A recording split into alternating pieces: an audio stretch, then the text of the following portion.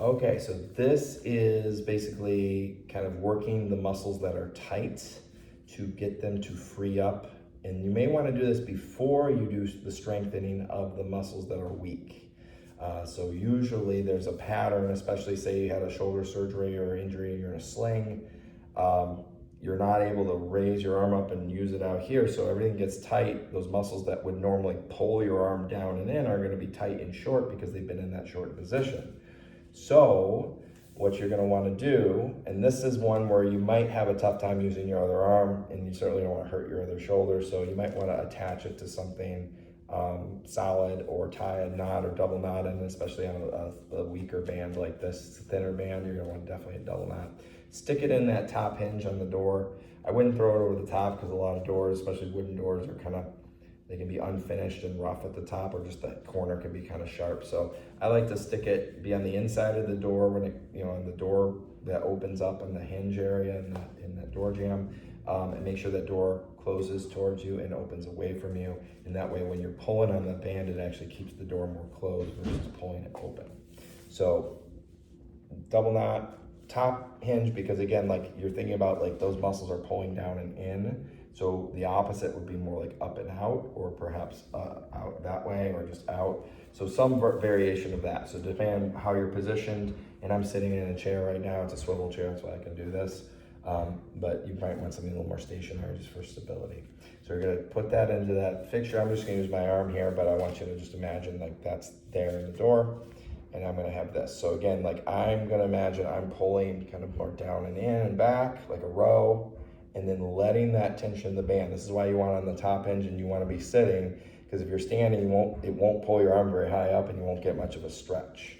So I'm trying to get that pull down and in like a row, and then letting it come back. And again, I can use my whole body here. I'm grounding through the same side heel, and I'm pulling back like a row through my whole body, and then letting it gradually pull it up and out. But I'm guiding it too.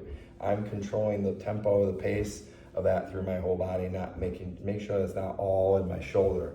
I don't want to feel like that's like pulling the arm out of the socket, or like too much stretch to the shoulder. And it's a very light band that I start with here, especially if you have some serious injury or instability there, or just weakness from or damage from the surgery itself. So you're recovering, you're healing. You want to make sure that those tissues can slowly, carefully adapt and adjust to those things.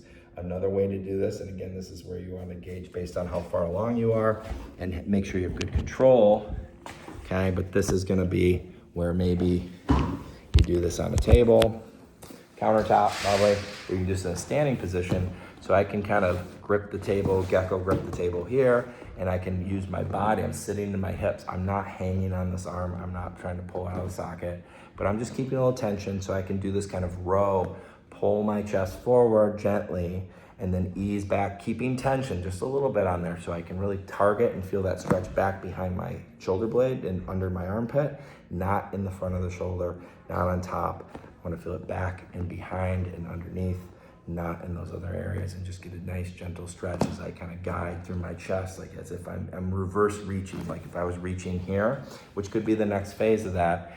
It just like the phase of after you do that with the band, you can then work on those other ones that are in the other video of like resisted lifting, reaching, those kinds of things. In this case, I can do a active reach or a slide, which is a little more assisted through my chest. But first I might want to release those.